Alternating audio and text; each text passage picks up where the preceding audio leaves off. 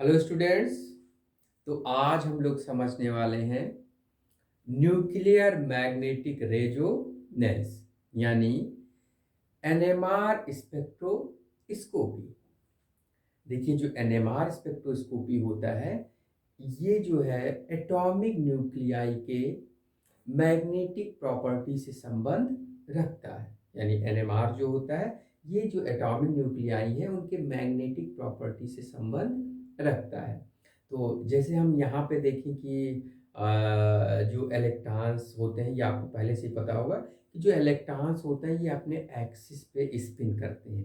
या तो फिर ये क्लॉकवाइज स्पिन करते हैं या तो फिर ये एंटी क्लॉकवाइज स्पिन करते हैं। तो जब इलेक्ट्रॉन्स जो होते हैं स्पिन करते हैं अपने एक्सिस पे, तो ये अपने चारों तरफ मैग्नेटिक फील्ड जनरेट करते हैं, जिसके वजह से जो इलेक्ट्रॉन्स होते हैं वो टाइनी बार मैग्नेट की तरह बिहेव करते हैं। ठीक है, तो ये आपके इलेक्ट्रॉन्स क्या हो गए, मैग्नेट की तरह बिहेव करते हैं। ठीक है, तो बिल्कुल इसी तरह जो प्रोटॉन्स होते हैं, है ना, वो प्रोटॉन्स होते हैं वो क्या होते हैं, वो भी अपने एक्सिस पे या तो क्लॉकवाइज या तो एंटी क्लॉकवाइज स्पिन करते हैं। तो जब प्रोटॉन्स क्लॉकवाइज या एंटी क्लॉकवाइज स्पिन करेंगे तो इनके चारों तरफ भी मैग्नेटिक फील्ड जनरेट होगा। तो प्रोटॉन्स भी टाइनी बार मैग्नेट की तरह बिहेव करेंगे। ठीक है, यानी अगर हम ये देखें कि ये जो प्रोटॉन है क्लॉकवाइज स्पिन कर रहा है, तो जब ये क्लॉकवाइज स्पिन करेगा तो इनमें मैग्नेटिक फील्ड ऊपर से निकलेगा और नीचे की तरफ आएगा। तो जब ऊपर से निकलेगा तो यहाँ पे मैग्नेटिक फील्ड ऊपर निकला यानी नॉर्थ पोल हो गया और नीचे हो गया साउथ पोल। ठीक है, तो इस तरह ये क्लॉकवाइज स्पिन प्रोटॉन कर रहा है और इसमें मैग्नेटिक फील्ड जनरेट हो रहा है। तो ये भी किसकी तरह बिहेव कर रहा है, टाइनी बार मैग्नेट की तरह। इसी तरह अगर प्रोटॉन एंटी क्लॉकवाइज स्पिन कर रहा है तो भी क्या करेगा, ये मैग्नेटिक फील्ड ऐसे नीचे से निकलेगा ऊपर की तरफ आएगा।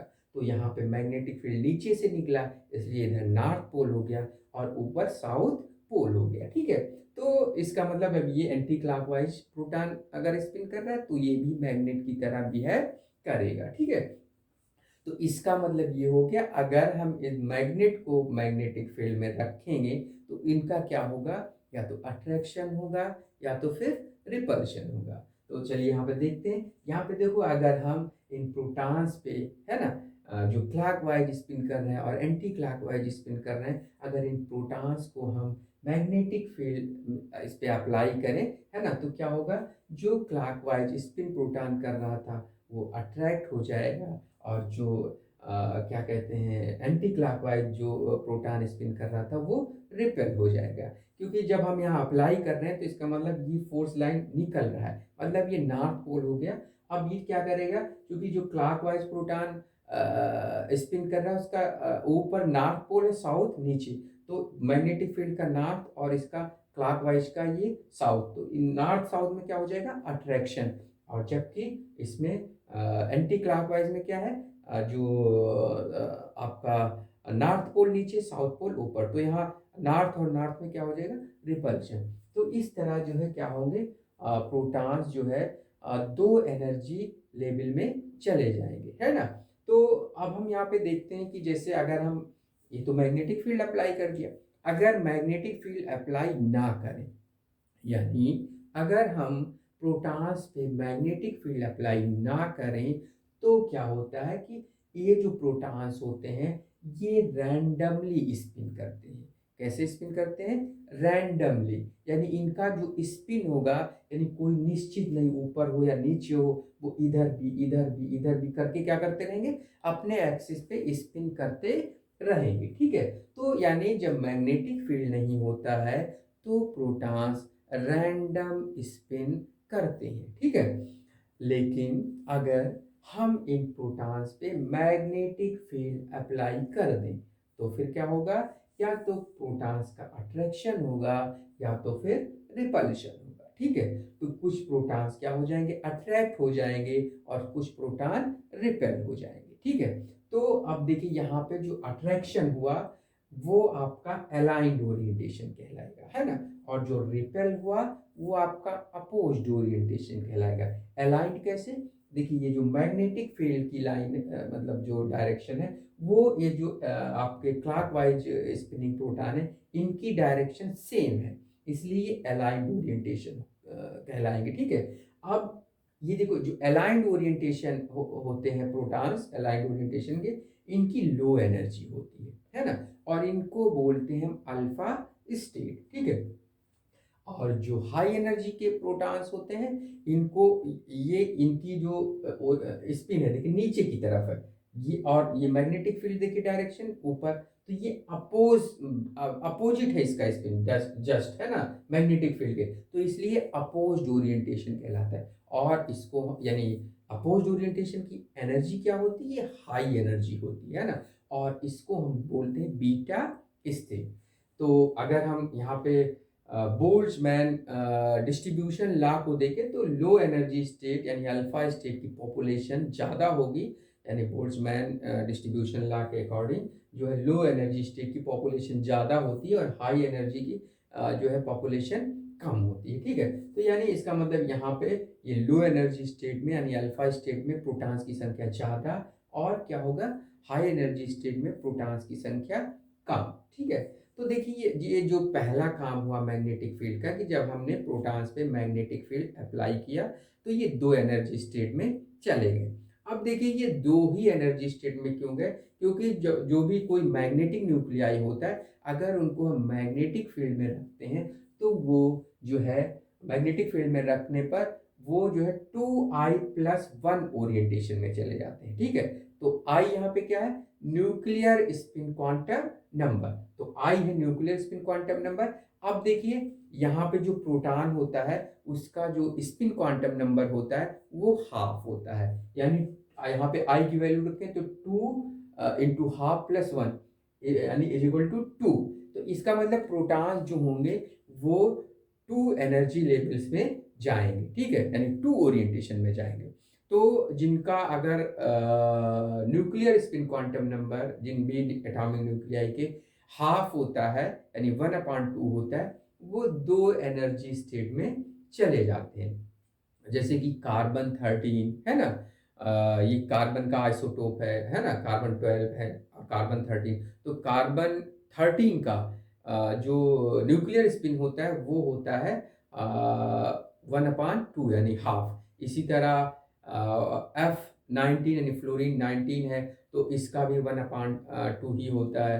अगर फास्फोरस 31 है तो इसका भी जो न्यूक्लियर स्पिन है वो क्या होता है, स्पिन क्वांटम नंबर वो भी हाफ होता है। तो जो जिनका भी spin quantum number nuclear spin quantum number half यानी 1/2 होगा वो मैग्नेटिक फील्ड में रखने पे दो एनर्जी लेवल में चले जाएंगे, ठीक है। तो देखिए पहला काम क्या हुआ मैग्नेटिक फील्ड का कि ये जो है प्रोटॉन्स को दो एनर्जी लेवल में लेके चले गए, लो एनर्जी और हाई एनर्जी स्टेट में, ठीक है। तो इसका मतलब ये हुआ कि जब ये प्रोटॉन जो है मैग्नेटिक फील्ड नहीं अप्लाई किया गया है तो ये प्रोटॉन्स डीजेनरेट है, लेकिन जब इनमें मैग्नेटिक फील्ड अप्लाई कर दिया गया तो ये क्या हो गए, लो एनर्जी स्टेट और हाई एनर्जी स्टेट में चले गए, है ना, अलाइंड और अपोज्ड एनर्जी स्टेट में, ठीक है। तो देखिए एक तो फंक्शन ये हो गया प्रोटॉन मैग्नेटिक फील्ड का। अब देखिए यहाँ पे क्या होता है, दूसरा फंक्शन क्या होता है, जब हम मैग्नेटिक फील्ड अप्लाई करते हैं प्रोटॉन्स पे, ठीक है, तो देखिए क्या होता है, हम यहाँ पे मैग्नेटिक फील्ड अप्लाई करते हैं तो ये एक क्या होगा, मैग्नेटिक फील्ड की एक्सिस होगा, ठीक है।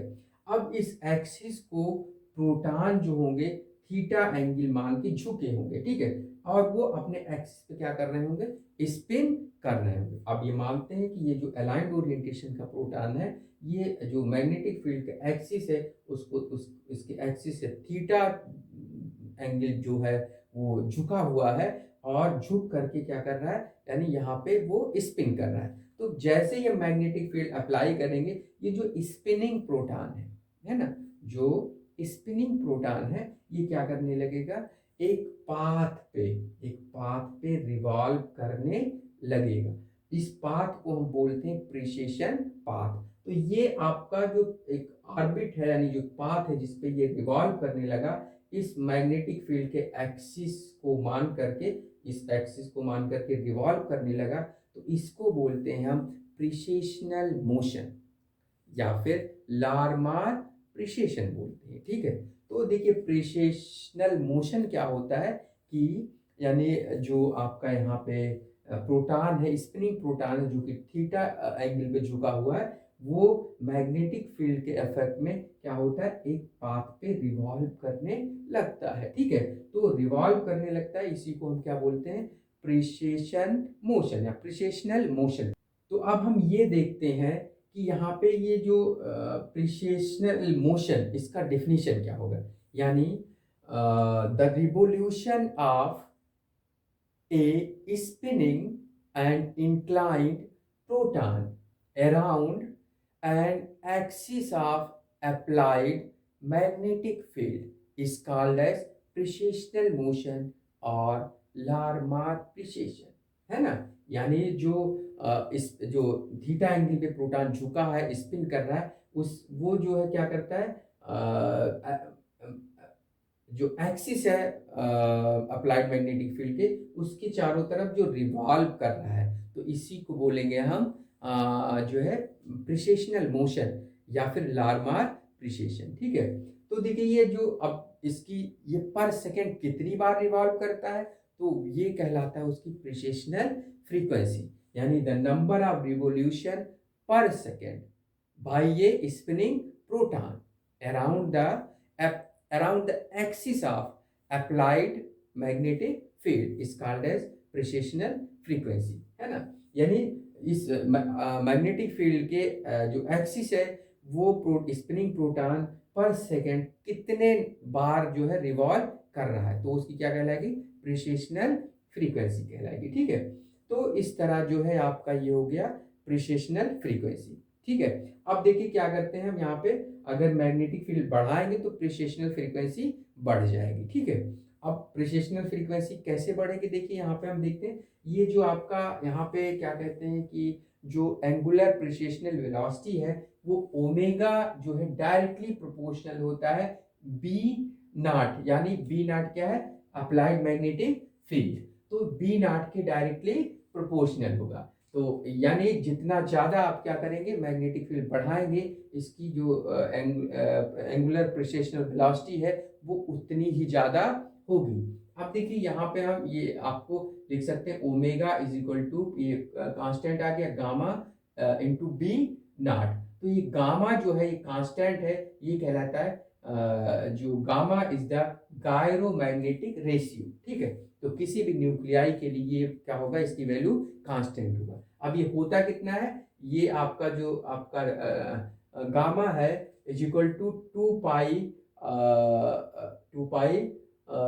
म्यू अपान एच आई, तो ये आपका 2 पाई म्यू अपान एच आई। ठीक है, तो ये हो गया गायरोमैग्नेटिक रेशियो। तो यहाँ पे जो ये म्यू है, mu is the magnetic moment, जैसे प्रोटॉन है तो उसका कोई मैग्नेटिक मूवमेंट वैल्यू होगा, तो ये आपका म्यू क्या हो गया, मैग्नेटिक मूवमेंट, और आई क्या हो गया, I is the nuclear spin quantum number, तो ये आई हो गया। ठीक है, इसका मतलब गायरोमैग्नेटिक जो रेशियो होगा वो म्यू पे डिपेंड करेगा। ठीक है, तो म्यू अगर ज़्यादा है तो ये रेशियो ज़्यादा होगा गायरोमैग्नेटिक रेशियो, और इसकी जो एंगुलर प्रिसेशनल वेलोसिटी है वो उतनी ज़्यादा होगी। ठीक है, तो देखिए यहाँ पे क्या होता है आपका, ये आपका जो ओमेगा जो होता है, omega is equal to 2 pi nu होता है, तो ये जो 2 पाई न्यू यहाँ पे होगा, न्यू क्या है यहाँ पे, न्यू इज द प्रिसेशनल फ्रीक्वेंसी। ठीक है, तो अगर हम यहाँ पे ये देखेंगे जो गामा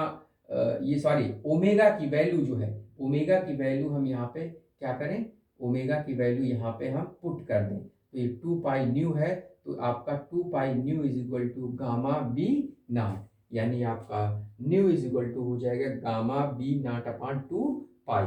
ठीक है, तो इस तरह आपका, अब देखिए किसी भी आपका जो न्यूक्लियस है, एटॉमिक न्यूक्लियस है, उसके लिए गामा कांस्टेंट होगा, पाई कांस्टेंट है ये, तो इसका मतलब ये वैल्यू कांस्टेंट हो गया, तो यानी न्यू जो हो गया डायरेक्टली प्रोपोर्शनल बी नॉट के, तो ये जो न्यू यानी प्रिसेशनल फ्रीक्वेंसी बी नॉट के क्या होगा, डायरेक्टली प्रोपोर्शनल होगा। अगर आप जो है मैग्नेटिक फील्ड बढ़ाएंगे तो प्रिसिशनल फ्रीक्वेंसी क्या हो जाएगी, बढ़ जाएगी। ठीक है, तो क्या होता है कि अगर हम इस पे जो प्रोटॉन अप्रिसिएशन शो कर रहा है, अगर हम इस पे 1.4 टेस्ला, अगर 1.4 टेस्ला हम मैग्नेटिक फील्ड इस पे अप्लाई करते हैं तो ये 60 मिलियन टाइम्स पर सेकेंड, यानी ये 60 मिलियन टाइम्स पर सेकेंड रिवोल्यूशन करता है। इसका मतलब 1.4 टेस्ला पे यानी 14,000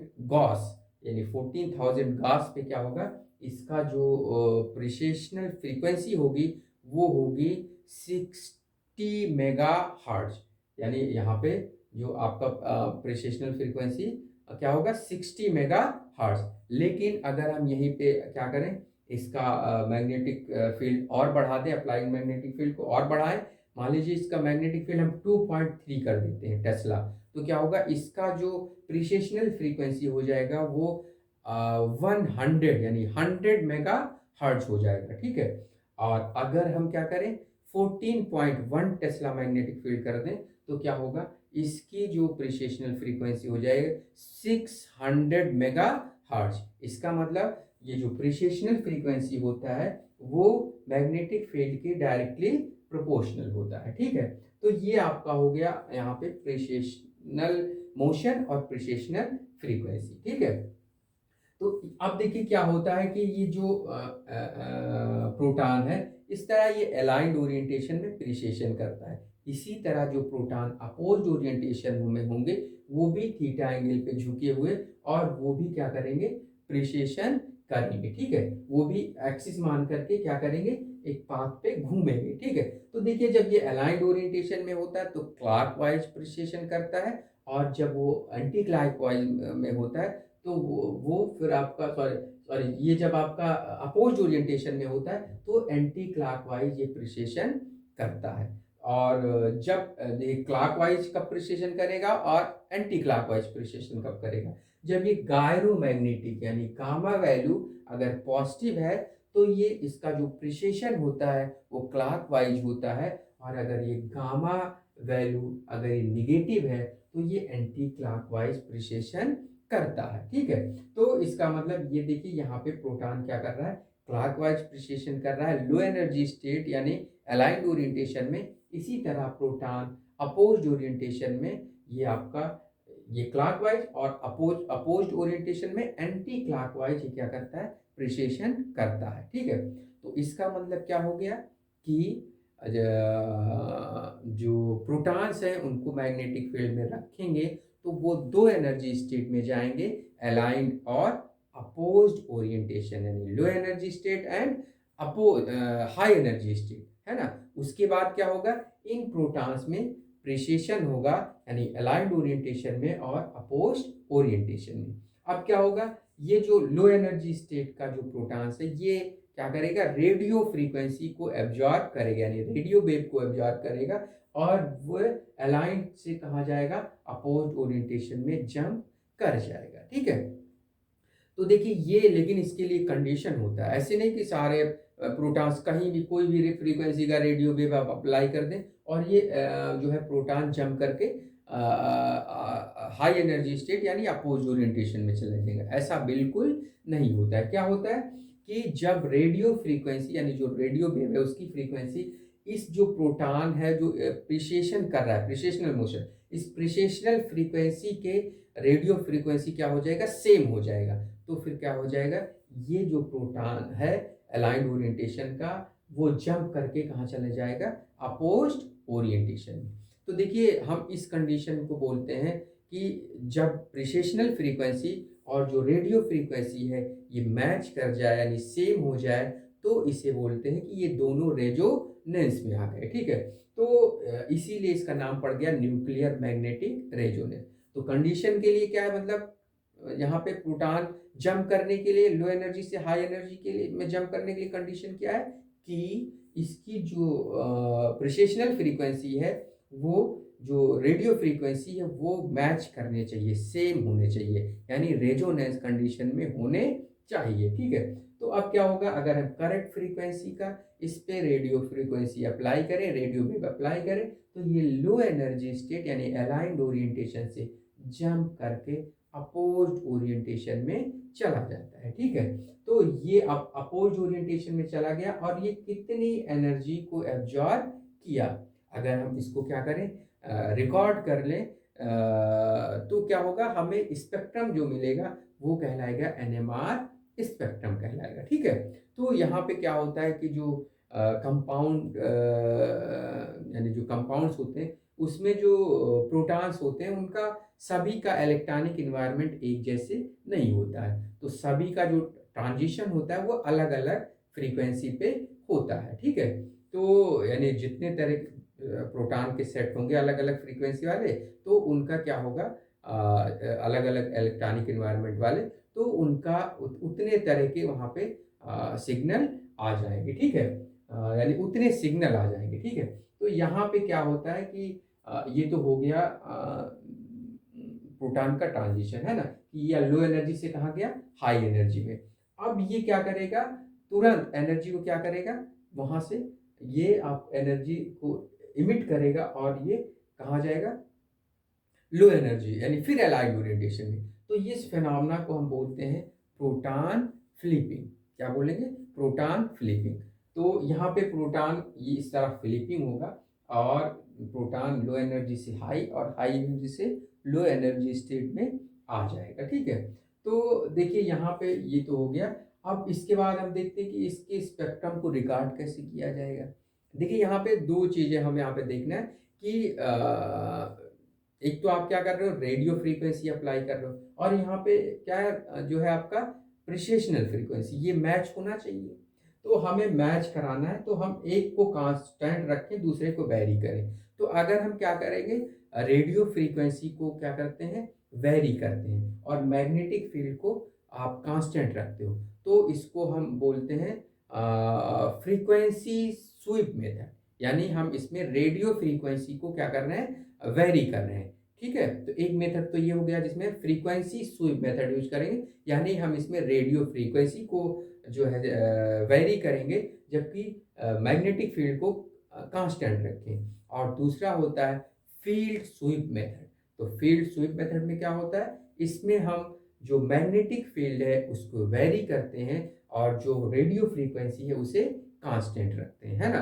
तो इस तरह क्या होता है, अगर प्रोटॉन जो प्रिसिएशन, अगर किसी पर्टिकुलर मैग्नेटिक फील्ड पे उसका प्रिसिएशन फ्रीक्वेंसी कम है, तो इसके मैग्नेटिक फील्ड को हम बढ़ा के इसकी प्रिसिएशनल फ्रीक्वेंसी को बढ़ा देते हैं, ताकि वो अगर रेडियो फ्रीक्वेंसी से ना मैच कर रहा हो तो हम इधर जो है मैग्नेटिक फील्ड बढ़ा के इसकी प्रिसिएशनल फ्रीक्वेंसी बढ़ा के उसको क्या करा देंगे, रेडियो फ्रीक्वेंसी से मैच करा देंगे। फिर प्रोटॉन लो एनर्जी से हाई एनर्जी में वो जंप कर जाएगा, ठीक है।